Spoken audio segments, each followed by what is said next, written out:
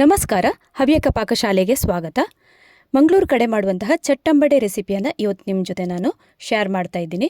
Evening snacks ಆಗಿ ಇದನ್ನು ಬಳಸ್ಬೋದು. ಒಳಗಡೆ ಸಾಫ್ಟಾಗಿ ಅದೇ ರೀತಿ ಹೊರಗಡೆ ಗರಿಗರಿಯಾಗಿ ಬಂದಿರುವಂತಹ ಈ ಚಟ್ಟಂಬಡೆ ರೆಸಿಪಿಯನ್ನು ಇವತ್ತು ಸೂಪರಾಗಿ ಹೇಗೆ ಮಾಡೋದು ಅಂತ ನೋಡೋಣ. ಇದಕ್ಕಾಗಿ ಬೇಳೆಕಾಳುಗಳನ್ನೆಲ್ಲ ಹದವಾಗಿ ಹಾಕಿದರೆ ಮನೆಯಲ್ಲೇ ನಾವು ಎಕ್ಸಲೆಂಟಾಗಿ ಹೋಟೆಲ್ ಸ್ಟೈಲಲ್ಲಿ ಚಟ್ಟಂಬಡೆಗಳನ್ನು ರೆಡಿ ಮಾಡ್ಕೊಳ್ಬೋದು. ಬನ್ನಿ ಹಾಗಾದರೆ ಇವತ್ತಿನ ವಿಡಿಯೋನ ಸ್ಟಾರ್ಟ್ ಮಾಡೋಣ. ಚಟ್ಟಂಬಡೆ ರೆಸಿಪಿಯನ್ನು ಹೇಗೆ ಮಾಡೋದು ಅಂತ ನೋಡೋಣ. ಮೊದಲಿಗೀಗ ನಾವು ಒಂದು ಪಾತ್ರೆಯಲ್ಲೀಗ ಕಡಲೆಬೇಳೆಯನ್ನು 1 ಕಪ್ ಆಗುವಷ್ಟು ಹಾಕ್ಕೊಂಡು ಚೆನ್ನಾಗಿ ತೊಳ್ಕೊಂಡಾದ ನಂತರ 2 ಗಂಟೆಗಳ ಕಾಲ ನಾವು ಇದನ್ನು ನೆನೆ ಹಾಕ್ಕೊಳ್ಬೇಕಾಗತ್ತೆ. 2 ಗಂಟೆ ಸಾಕು. ಕಡಿಮೆ ಅಂದರೆ ನೀವೀಗ ಸಂಜೆ ತಿಂಡಿಗೆ ಮಾಡ್ತೀರಿ ಅಂತಾದರೆ ಮಧ್ಯಾಹ್ನ ಒಂದು 2 ಗಂಟೆಗೆಲ್ಲ ನೆನೆ ಹಾಕಿದರೆ ಸಾಕಾಗತ್ತೆ. ಈಗ ಕಡಲೆಬೇಳೆಯನ್ನು ಒಂದು ಪಾತ್ರೆಯಲ್ಲಿ ನೆನೆ ಹಾಕಿದ್ದಾಯಿತು. ನೆಕ್ಸ್ಟ್ ಈಗ ಇನ್ನೊಂದು ಪಾತ್ರೆಯನ್ನು ತಗೊಂಡು ಸಪ್ರೇಟಾಗಿ ಹೆಸರು ಬೇಳೆಯನ್ನು ನೆನೆ ಹಾಕ್ಕೊಳ್ಬೇಕು. ಅದು ಅರ್ಧ ಕಪ್ ಆಗೋಷ್ಟು ತಗೊಂಡಿದ್ದೀನಿ. ಈಗ ಹೆಸರು ಬೇಳೆಯನ್ನು ಕೂಡ ಚೆನ್ನಾಗಿ ತೊಳ್ಕೊಂಡಿದ್ದೀನಿ. ನೆನೆ ಹಾಕ್ಕೊಳ್ಬೇಕು. ಇದನ್ನು ಕೂಡ 2 ಗಂಟೆ ಕಾಲ ನೆನೆಬೇಕು. ಈಗ ನೋಡಿ, 2 ಪಾತ್ರೆಯಲ್ಲಿ ಹಾಕಿದಂತಹ ನೆನೆಸಿದಂತಹ ಹೆಸರು ಬೇಳೆ ಆಗಿರ್ಬೋದು, ಕಡಲೆಬೇಳೆಯನ್ನು ತೋರಿಸ್ತಾ ಇದ್ದೀನಿ. ಇದನ್ನು ಚೆನ್ನಾಗಿ ನೀರನ್ನೆಲ್ಲ ಬಸ್ತು ತಂದು ನಾವೀಗ ರುಬ್ಬೋದಕ್ಕೆ ಹಾಕ್ಕೊಳ್ಬೇಕು. ನೀವು ಒಂದು ಸ್ಟ್ರೈನರಲ್ಲಾದರೂ ಇದನ್ನು ಶೋಧಿಸ್ಕೊಂಡು ಹಾಕ್ಕೊಳ್ಬೋದು. ಸ್ವಲ್ಪನೂ ನೀರಿನ ಅಂಶ ಎಲ್ಲ ಇರಬಾರ್ದು. ನೋಡಿ, ಈಗ ನಾನು ಶೋಧಿಸ್ಕೊಂಡು ತಂದಿದ್ದೀನಿ ಎರಡನ್ನು ಕೂಡ. ಇನ್ನೀಗ ಇದನ್ನು ಮಿಕ್ಸಿ ಜಾರಲ್ಲಿ ಹಾಕ್ಕೊಳ್ಬೇಕು. ಸ್ವಲ್ಪ ಡಿಫ್ರೆಂಟಾಗಿ ನಾವು ಇದನ್ನು ರುಬ್ಕೊಳ್ಬೇಕಾಗತ್ತೆ. ನೀರೆಲ್ಲ ಹಾಕ್ಕೊಳ್ಬಾರ್ದು. ಈಗ ದೊಡ್ಡ ಮಿಕ್ಸಿ ಜಾರನ್ನು ತಗೊಂಡು ಅದಕ್ಕೆ ಮೊದಲಿಗೆ ಈಗ ನಾವು ಕಡಲೆಬೇಳೆಯನ್ನು ಹಾಕ್ಕೊಳ್ಬೇಕು. ಕಡಲೆಬೇಳೆನ ಕಂಪ್ಲೀಟಾಗಿ ಎಲ್ಲ ಹಾಕ್ಕೊಳ್ಬಾರ್ದು. ನೋಡಿ, ಇಷ್ಟನ್ನು ಬಾಕಿ ಉಳಿಸ್ಬೇಕದ್ರಲ್ಲಿ ಕಾಲು ಭಾಗದಷ್ಟು ನಾನೀಗ ಉಳಿಸಿದ್ದೀನಿ. ನೋಡಿ, ಕೊನೆಯಲ್ಲಿ ನಾವೀಗ ಆ್ಯಡ್ ಮಾಡ್ಕೊಳ್ಳೋದಕ್ಕೆ ಕಡಲೆಬೇಳೆ, ಇಡೀ ಕಡಲೆಬೇಳೆ ಬೇಕಾಗುತ್ತೆ. ಅದಕ್ಕೋಸ್ಕರ ಅದನ್ನು ತೆಗೆದು ಸೈಡಲ್ಲಿ ಇಡಿ. ನೆಕ್ಸ್ಟ್ ಈಗ ಹೆಸರು ಬೇಳೆಯನ್ನು ಕೂಡ ಅದೇ ಮಿಕ್ಸಿ ಜಾರಿಗೆ ಹಾಕ್ಕೊಳ್ಬೇಕಾಗತ್ತೆ. ಈಗ ಹೆಸರು ಬೇಳೆಯನ್ನು ಎಲ್ಲ ಹಾಕ್ಕೊಳ್ಬೇಕು. ಅದನ್ನು ಇಟ್ಕೊಳ್ಳೋ ಅವಶ್ಯಕತೆ ಇಲ್ಲ. ಈಗ ಮಿಕ್ಸಿ ಜಾರಿಗೆ ಕಡಲೆಬೇಳೆಯನ್ನು ಹಾಕಿದ್ದಾಯಿತು, ಹೆಸರು ಬೇಳೆಯನ್ನು ಕೂಡ ಹಾಕಿದ್ದಾಯಿತು.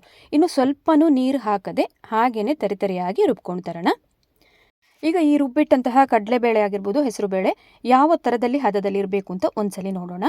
ಸ್ವಲ್ಪ ಕೈಯಲ್ಲಿ ಹಿಟ್ಟನ್ನು ತೆಗೆದು ನೀವು ಬಾಲ್ ಥರ ನೀವು ಮಾಡ್ಕೊಳ್ಬೇಕು. ಶೇಪಿಗೆ ಬರುತ್ತಾ ಇಲ್ವಾ ಅಂತ ಒಂದ್ಸಲಿ ಚೆಕ್ ಮಾಡ್ಕೊಳ್ಬೇಕು.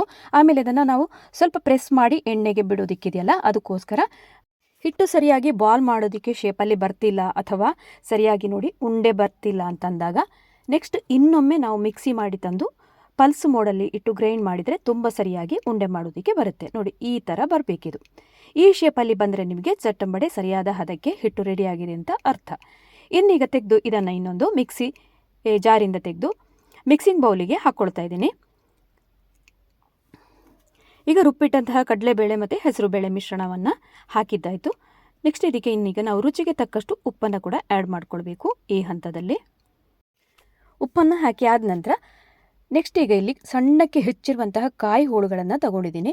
ಇದನ್ನು ಹಾಕೋದ್ರಿಂದ ಟೇಸ್ಟ್ ಇನ್ನೂ ಎನ್ಹ್ಯಾನ್ಸ್ ಆಗುತ್ತೆ ಚಟ್ಟಂಬಡೆಯದ್ದು. ನೋಡಿ, ಈ ಥರ ಹೆಚ್ಕೊಂಡಿದ್ದೀನಿ. ಸ್ವಲ್ಪ ಹಸಿಕಾಯಿ ಇದ್ದರೆ ಒಳ್ಳೆಯದು. ಸಣ್ಣಕ್ಕೆ ಪೀಸ್ ಮಾಡಿ ಇಟ್ಟಿರಬೇಕು. ಅದನ್ನು ಕೂಡ ಅದನ್ನು ಹಾಕಿ ಅದನ್ನು ಸಣ್ಣಕ್ಕೆ ಹೆಚ್ಚಿರುವಂತಹ ಹಸಿ ಶುಂಠಿಯನ್ನು ಕೂಡ ಹಾಕ್ಕೊಳ್ಬೇಕು. ಶುಂಠಿಯನ್ನು ಹಾಕಿ ಆದ ನಂತರ ನೆಕ್ಸ್ಟು ಸಣ್ಣಕ್ಕೆ ಹೆಚ್ಚಿರುವಂತಹ ಕರಿಬೇವು ಸೊಪ್ಪನ್ನು ಕೂಡ ತಗೊಂಡಿದ್ದೀನಿ.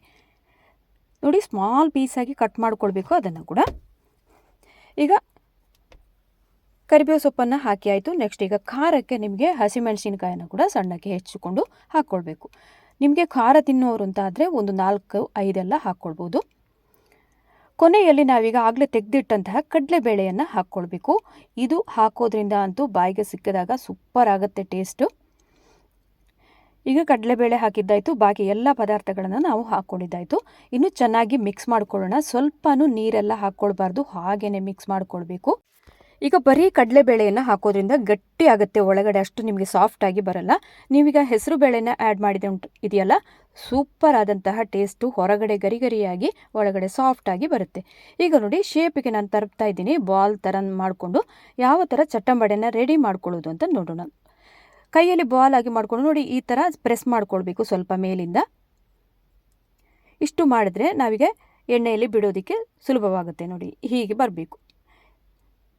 ಇಷ್ಟಾದರೆ ಸಾಕು. ಡೈರೆಕ್ಟಾಗಿ ಇನ್ನೀಗ ಕಾದ ಎಣ್ಣೆಯಲ್ಲಿ ನಾವಿದನ್ನು ಕರೆದು ತಗೊಳ್ಳೋಣ.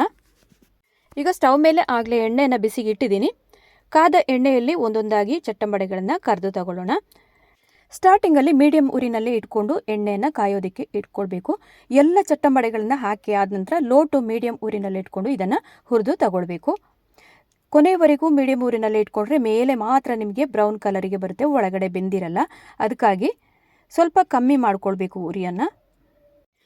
ಈಗ ಒಂದನೇ ಬ್ಯಾಚಿದ್ದು ಎಲ್ಲ ಚಟ್ಟಂಬಡೆಗಳನ್ನು ಹಾಕಿದ್ದಾಯಿತು ಎಣ್ಣೆಗೆ. ಇನ್ನು ಸ್ವಲ್ಪ ಹೊತ್ತು ಹಾಗೆಯೇ ಬಿಟ್ಟಾದ ನಂತರ ಸೌಟನ್ನು ಹಾಕ್ಕೊಳ್ಬೇಕು ಇದಕ್ಕೆ. ಸಂಜೆ ಮಕ್ಕಳು ಸ್ಕೂಲಿಂದ ಎಲ್ಲ ಬಂದಾಗೆಲ್ಲ ಡಿಫ್ರೆಂಟಾಗಿ ಈ ಥರದ ಒಂದು ಸ್ನ್ಯಾಕ್ಸ್ ರೆಸಿಪಿಯನ್ನೆಲ್ಲ ಟ್ರೈ ಮಾಡ್ಕೊಳ್ಬೋದು.